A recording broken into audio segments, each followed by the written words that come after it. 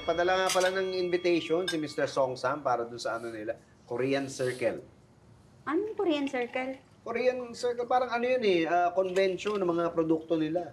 Ay, maraming Korean products. Palagay ko marami.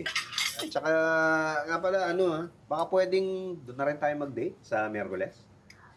Oo, okay sa akin. Okay lang. O, basta walang gastos. Kasi ayoko nang gumastos para sa date-date na yan. Ay, hindi. Wala namang gastos doon. Depende kung may bibilin tayo o wala. Pero nasa atin yun. Tsaka nga pala, inibitahan ko na rin si Janice tsaka si Patrick na sumama sa atin. Narinig ni Tommy. Pati sila ni Mara, inibitahan ko na rin. Bali, parang group date na lang natin to. Ay, naku, masaya yan! Ay, Nak, ikaw, sinong date mo sa Miyerkules? Miyerkules? Gusto sumama na kayo. Wala naman. Teka, ano pa meron sa Miyerkules? Si Kuya, halatang single. Valentine's Day yun. Oo. Valentine's na? Are you free Wednesday? Okay naman sked ko, bakit? Do you wanna go out with me? Oh, sure. No problem. Really? Yun pala yun. Bakit? Ano problema? Wala naman po tayo. May kadate na po ako sa Miyerkules. Ay, naku, ini-imagine mo lang. Ganun. Oo. Nay, si Kuya, gano'n yung pagkain ko. Hindi ka pa tapos kumain? Hindi pa. Hindi-imagine mo lang yun, busog ka na eh. Sorry mo. Ito naman. Iiyak na yan. Ay, Iyak na yan.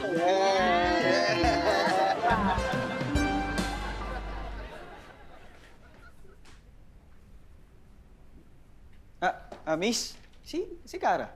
Ayun po, pababa na. Uy! Ito na yung order mo.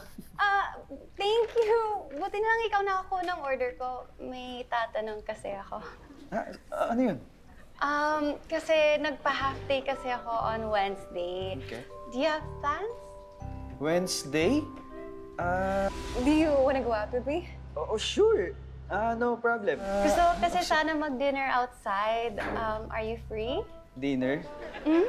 Yep. G? G? Yay! Okay, just message me na lang kung saan mo gusto and what time. Sige.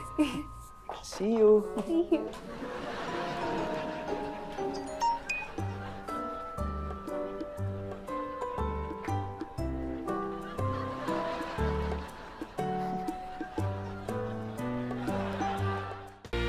Anong gagawin mo ngayon? Hindi ko nga alam eh. Lagi ka na lang ganyang, Kuya. Bakit ako? Saka hindi naman ako yung nagaya sa kanilang dalawa. Ang sinasabi ko, lagi mo na lang hindi alam gagawin pag may ganyan ka problema. Ano ka ba, Tol? Sanay na ka na sa mga ganitong sitwasyon. Kaya mong pagsabayin yan. Kung ayaw mo, ako na lang date dun sa isa. Aba, tsaka di, nagbago na ako. Saka ayokong masaktan lang dahil lang sa akin. Saka, ano lang naman to di ba? Narinig ko na yan, Kuya. Mabuti ka pa nga, ganyan ang problema mo. Ako, ang problema ko, wala akong kadate sa Valentine's Day. Alam nga naman si Miss Bida ang kadate ko. Kuya, kung ako sa'yo, sabihin mo lang sa kanila yung totoo mong sitwasyon. Di sabihin mo nagkasabay sila. Kasi kung ako yung babae, mas gugustuhin kung magsasabi ka ng totoo. At paano ko naman gagawin yun? Di simulan mo sa sorry. Sorry. It's okay. I understand.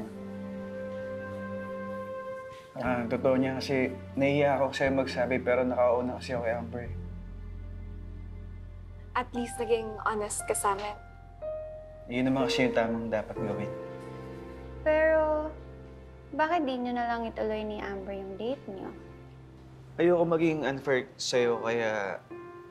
Pero huwag ka mag-alala. Babawi ako sa'yo. Movie and dinner? Movie and dinner.